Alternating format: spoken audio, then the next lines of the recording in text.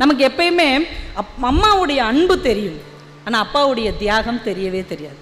நமக்கு எப்பயுமே அம்மாவுடைய கண்ணீர் தெரியும், ஆனால் அப்பாவின் வியர்வை தெரியவே தெரியாது.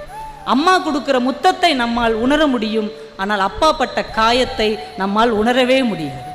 வீட்டில் கூட பாருங்களேன், அம்மா கை பக்குவத்தில் அவிஞ்ச இட்லி எவ்வளோ ருசியாக இருக்குது நமக்கு தெரியும், ஆனால் அந்த பக்குவத்துக்கு காரணமாக இருக்கிற அங்கே வெந்து கொண்டு இருக்கிற அப்பாவின் வேட்டி யார் கண்ணுக்கும் தெரியாது.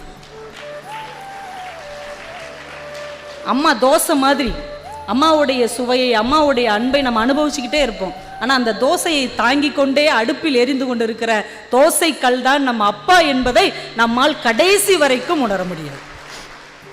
அப்படிப்பட்டவர் தான் அப்பா. அவருடைய உணர்வுகளை வெளிக்காட்டவே மாட்டார்.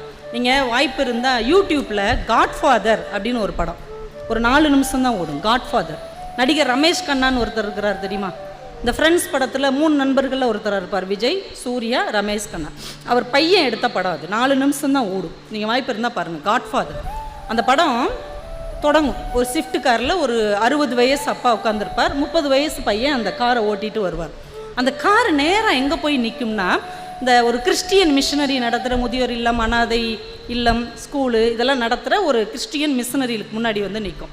2 பேரும் இறங்கி உள்ளே போவாங்க, அந்த முதியோர் இல்லத்துக்குள்ளே போவாங்க. அந்த பொண்ணு யாரை சார் சேர்க்கணும்? எங்கள் அப்பாவை தாங்க முதியோர் இல்லத்தில் சேர்க்கணும், உட்காருங்க அப்படின்னு ஃபார்ம்லாம் ஃபில் பண்ணி, அப்பா வெஜிடேரியனா, அப்பா ரூமுக்கு ஏசி வேணுமா, டிவி வேணுமா, எல்லாம் டீட்டெயில் கேட்டு பணம் வாங்கிக்கிடுவாங்க. 2 பேரும் வெளியில் வருவாங்க. வந்த உடனே அந்த மிஷனரியை நடத்துகிற ஃபாதர் வருவார். வந்து ஹாய் சார் அப்படின்னோடனே அவங்க அப்பா நின்று பேசிகிட்டு இருப்பார். பையன் நான் போய் லக்கேஜ் எடுத்துகிட்டு வரேன்ப்பான்னு காரில் இருந்து லக்கேஜை எடுத்துகிட்டு உள்ளே வருவான். வந்த உடனே குர்றா என் லக்கேஜ் இனிமேல் நான் தானே தூக்கணுன்ட்டு அப்பா உள்ளே போயிடுவார்.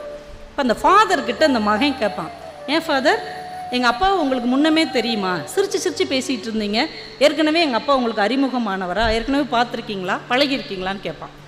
அந்த ஃபாதர் சொல்வார், ஆமாப்பா உங்கள் அப்பா ஒரே ஒரு தடவை பார்த்துருக்கேன். எப்போ?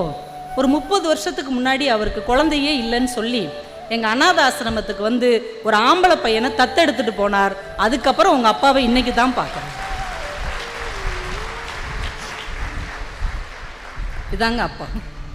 தத்தெடுத்த பிள்ளை அவன் என்பதையே அவனுக்கே தெரியாமல் அத்தனை வருடம் வளர்த்து தன் சொத்துக்களையெல்லாம் ஒப்படைத்திருக்கிறார். ஆனால் அவரையே கொண்டு வந்து எந்த அநாதை இல்லத்திலிருந்து அவன் எடுக்கப்பட்டானோ அங்கேயே அந்த தகப்பனை திரும்ப கொண்டு வந்து சேர்ப்பது தான் பிள்ளைகளுடைய குணம். அதனால தான் பெத்த மனம் பித்து, பிள்ளை மனம் கல்லு என்று நம்முடைய பெரியவர்கள் சொல்லியிருக்கிறார்கள்.